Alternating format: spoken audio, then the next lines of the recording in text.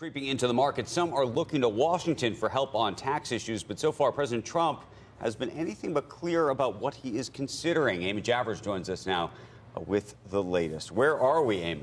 Well, we're nowhere really at the end of this head-snapping week, Andrew, where the White House floated the idea of a payroll tax cut. They floated the idea of indexing capital gains. The president talking about both of those. And then we end up maybe without either of those. Here's a little bit of the head-snapping week that was from the president on taxes. Take a look.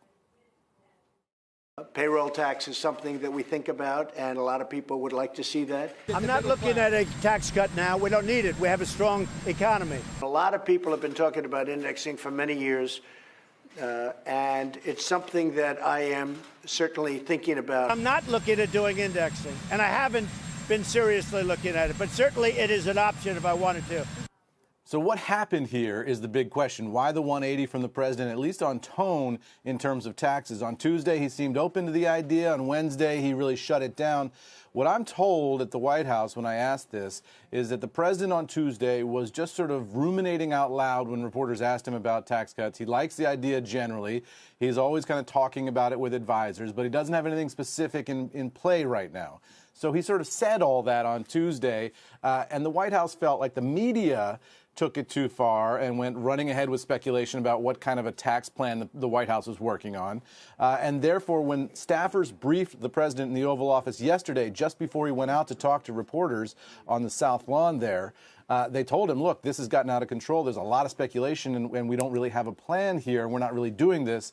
So the president went out to reporters yesterday, I'm told, determined to shut down the storyline that the White House is working on tax cuts of any kind. And he certainly did that. So, we started with a lot of tax speculation in the beginning of the week, and we end with the White House saying there's no tax cut plan happening right now. I asked the president directly, are you saying there's no tax cut that you're working on right now? And he said that's right.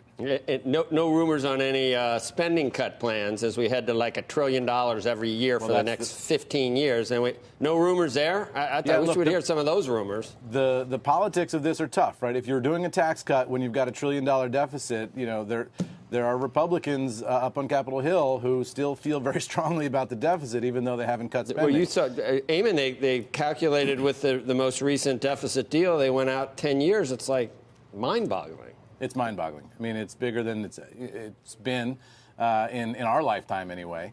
It is a real struggle for the government. I mean, revenues were flat this year, even up a little. So it's not.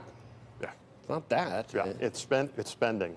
I asked Mick Mulvaney about this, the acting White House chief of staff, at an event a couple of months ago, and I said, why is it that you guys aren't cutting the spending? And he said, look, we look at this and we determined that there is no political appetite in Washington to cut spending. This is a guy who came into Congress as a Tea Party guy, a very, very anti-spending, anti-deficit congressman. Now he's the chief of staff at the White House, and he says there's just not enough political appetite in Washington. We can't get the votes for spending cuts. So he said the only solution can't get the votes, to the can't deficit. Get the support from the administration either. I don't think President Trump wants to be doing that either. Yeah, and that's why they're not going to do it, because it's politically impossible. And so why even try is his point. Yeah. And his point is the only way out of the deficit problem that we've got is economic growth.